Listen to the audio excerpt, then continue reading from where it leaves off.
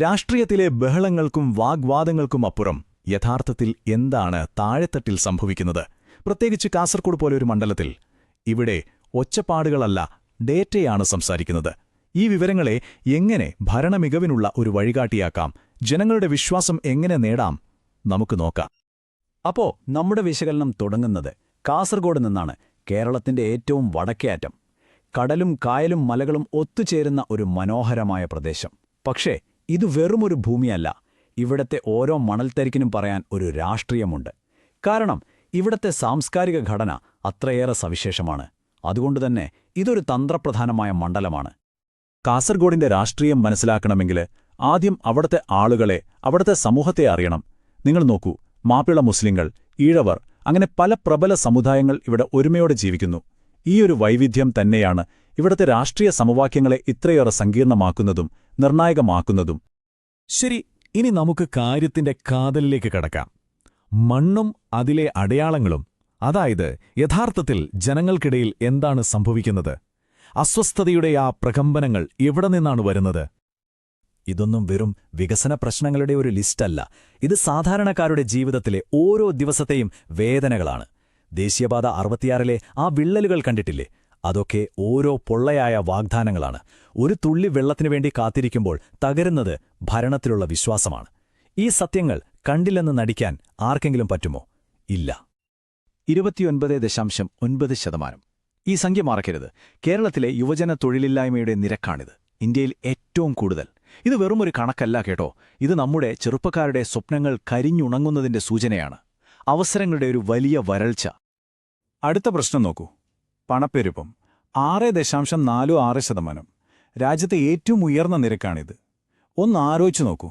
ഓരോ വീട്ടിലും അടുക്കളയിലെ ചെലവ് മുതൽ കുട്ടികളുടെ ഫീസ് വരെ എല്ലാം താളം തെറ്റിക്കുകയാണ് ഈ സംഖ്യ. സാധാരണക്കാരന്റെ നടുവൊടിക്കുന്ന ഒരു ഭാരമാണിത്. അപ്പോ ഈ കണക്കുകൾ നമ്മളോടെന്താണ് പറയുന്നത്? 2021-ലെ ഇലക്ഷൻ ഫലം നോക്കിയാൽ ഒരു കാര്യം വ്യക്തമാണ്. ജയിച്ച പാർട്ടിക്ക് ശക്തമായൊരു വോട്ട് ബേസ് ഉണ്ട്, ശരിയാണ്. പക്ഷേ എതിരാളികൾക്കെല്ലാം കൂടി അതിനേക്കാൾ കൂടുതൽ വോട്ട് കിട്ടിയിട്ടുണ്ട്. എന്താ അതിന്റെ അർത്ഥം? ഒരു മാറ്റത്തിനുള്ള സാധ്യത എപ്പോഴും അവിടെയുണ്ട്. കാറ്റ് എപ്പോൾ വേണമെങ്കിലും മാറി വീശാം. രണ്ടാമത്തെ സിഗ്നൽ ഒരു മുന്നറിയിപ്പാണ്. പ്രധാന എതിരാളിക്ക് നല്ല ശക്തിയുണ്ട്, സമ്മതിച്ചു. പക്ഷേ 2016-ൽ നിന്ന് 2021-ലേക്ക് വന്നപ്പോൾ അവരുടെ വോട്ട് കുറഞ്ഞു. ഇതിനർത്ഥം അവരെ പിന്തുണച്ചിരുന്ന ഒരു വിഭാഗം ആളുകൾക്ക് ഇപ്പോൾ ഒരു താൽപ്പര്യക്കുറവുണ്ട്. അവർ നിരാശരാണ്. ഒരു പുതിയ ഓപ്ഷനു വേണ്ടി അവർ കാത്തിരിക്കുകയാണ്. അപ്പോൾ ഏറ്റവും പ്രധാനപ്പെട്ട കാര്യം ഇതാണ്, മൂന്നാമത്തെ സിഗ്നൽ. ഈ പോരാട്ടം ശരിക്കും ആളുകൾ തമ്മിലോ പാർട്ടികൾ തമ്മിലോ അല്ല. ഇത് കൊടുത്ത വാക്കും നടന്ന കാര്യവും തമ്മിലാണ്. വാഗ്ദാനങ്ങളും യാഥാർത്ഥ്യവും തമ്മിലുള്ളൊരു മത്സരം. ജനങ്ങളുടെ ആവശ്യങ്ങൾ നടന്നോ ഇല്ലയോ എന്നതിൻ്റെ ഒരു കണക്കെടുപ്പ്. യഥാർത്ഥ വിജയം അവിടെയാണ് ഒളിഞ്ഞിരിക്കുന്നത്. ശരി, ഈ കാണുന്ന സിഗ്നലുകൾക്ക് പിന്നിലെ കാരണങ്ങൾ എന്തൊക്കെയാണ്? നമുക്ക് കുറച്ചുകൂടി ആഴത്തിലേക്ക് പോകാം. ഓർക്കുക, ഉത്തരങ്ങൾ വ്യക്തികളിലല്ല, വ്യവസ്ഥിതിയിലാണ്. ജനങ്ങളുടെ ഈയൊരു അതൃപ്തിക്ക് പിന്നിൽ പ്രധാനമായും 4 കാരണങ്ങളുണ്ട്.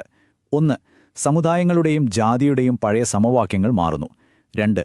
വിലക്കയറ്റം കാരണം സാധാരണക്കാർ അനുഭവിക്കുന്ന ബുദ്ധിമുട്ട്. 3. ഗൾഫിലുള്ളവരുടെയും അവരുടെ കുടുംബങ്ങളുടെയും ആശങ്കകൾ. പിന്നെ 4-മത് ഒരുതരം മടുപ്പാണ്. വർഷങ്ങളായി കേൾക്കുന്ന വാഗ്ദാനങ്ങൾ നടപ്പാവാത്തതിലുള്ള മടുപ്പ്. ഈ 4ഉം ചേരുമ്പോഴാണ് ജനവിശ്വാസത്തിൽ ആഴത്തിലുള്ള വിള്ളൽ വീഴുന്നത്. ഞാനീ പറഞ്ഞ ക്ഷേമ പദ്ധതികളിലെ മടുപ്പ് എന്നതിനൊരു ഉദാഹരണം പറയാം. ചെന്നോക്കോട്ടെ ഒരു വെള്ള ടാങ്കിന്റെ കഥ. വലിയൊരു ടാങ്ക് പണിതു, പൈപ്പൊക്കെ ഇട്ടു. പക്ഷേ 10 വർഷം കഴിഞ്ഞു, ഇന്നും ആ പമ്പിന് കറണ്ട് കണക്ഷൻ കൊടുത്തിട്ടില്ല. ഒന്നാലോചിച്ച് നോക്കൂ. വാഗ്ദാനങ്ങൾ എങ്ങനെയാണ് വെറും പ്രഹസനമാകുന്നതെന്ന് ഇതിൽ കൂടുതൽ വ്യക്തമാക്കാനുണ്ടോ? ജനവിശ്വാസം തകരുന്നത് ഇങ്ങനെയാണ്. നമ്മുടെ ജനാധിപത്യത്തിൽ ജനവിശ്വാസമാണ് ഏറ്റവും പ്രധാനം. അന്തസ്സോടെ ജീവിക്കാനുള്ള അവകാശം നമ്മുടെ ഭരണഘടന ഓരോ പൗരനും ഉറപ്പു നൽകുന്നുണ്ട്. അപ്പോൾ രാഷ്ട്രീയത്തിലെ സംഭാഷണങ്ങൾ വെറും വാഗ്ദാനങ്ങളാവരുത്. ആ അന്തസ്സ് ജനങ്ങൾക്ക് ഉറപ്പാക്കാനുള്ള ഉത്തരവാദിത്തത്തെക്കുറിച്ചാവണം അത്.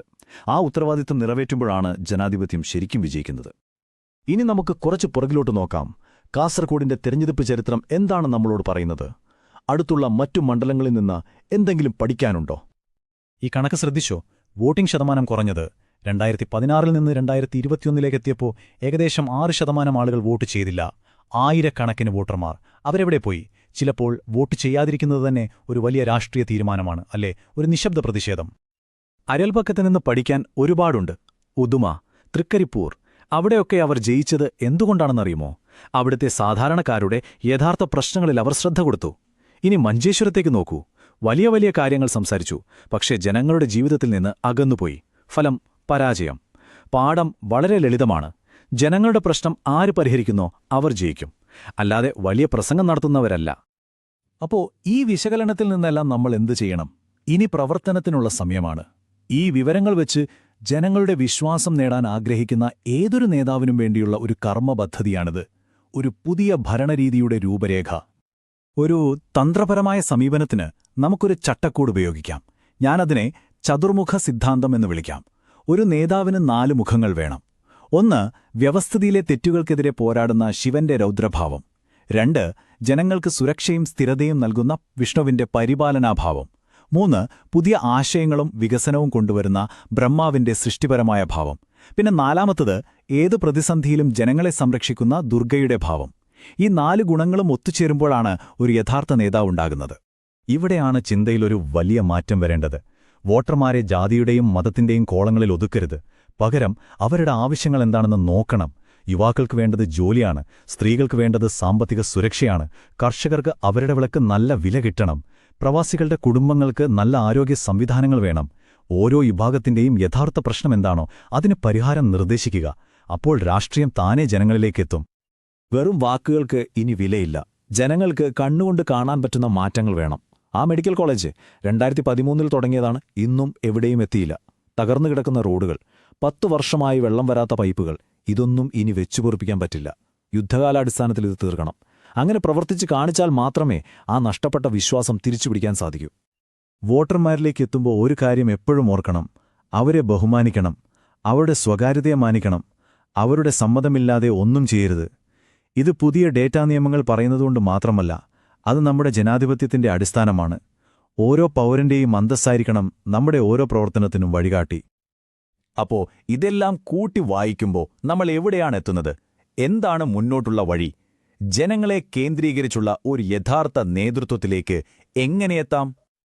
ഈ വിശകലനത്തിൽ നിന്ന് ഒരു കാര്യം വളരെ വ്യക്തമാണ്. കാസർകോട്ടെ രാഷ്ട്രീയത്തിന്റെ മണ്ണിളകി തുടങ്ങിയിരിക്കുന്നു. പഴയ കളികൾ ഇനി വിലപ്പോവില്ല. ആളുകളെ ഭിന്നിപ്പിച്ചോ പൊള്ളയായ വാഗ്ദാനങ്ങൾ നൽകിയോ ഇനി അധികകാലം മുന്നോട്ടു പോകാനാവില്ല. ഒരൊറ്റ ചോദ്യമേ ജനങ്ങൾ ചോദിക്കുന്നുള്ളൂ: ഞങ്ങളുടെ പ്രശ്നങ്ങൾക്ക് ആര് പരിഹാരം നൽകും? ഉത്തരം നൽകുന്നവർക്കൊപ്പം ജനങ്ങൾ നിൽക്കും. അതാണ് പുതിയ രാഷ്ട്രീയം, അതാണ് യാഥാർത്ഥ്യം. നിങ്ങൾ ജനങ്ങളെ കേന്ദ്രീകരിച്ച് പ്രവർത്തിക്കുന്ന ഒരു നേതാവാകാനും നിങ്ങളുടെ മണ്ഡലത്തെ ഉയരങ്ങളിലെത്തിക്കാനും ആഗ്രഹിക്കുന്നുവെങ്കിൽ blueprintstrategies.ai-യുമായി ബന്ധപ്പെടുക. ഇമെയിൽ mgr@blueprintstrategies.ai അല്ലെങ്കിൽ 080420416002 എന്ന നമ്പറിൽ വിളിക്കാം. രാഷ്ട്രീയം ലക്ഷ്യബോധത്തോടെ ആവട്ടെ.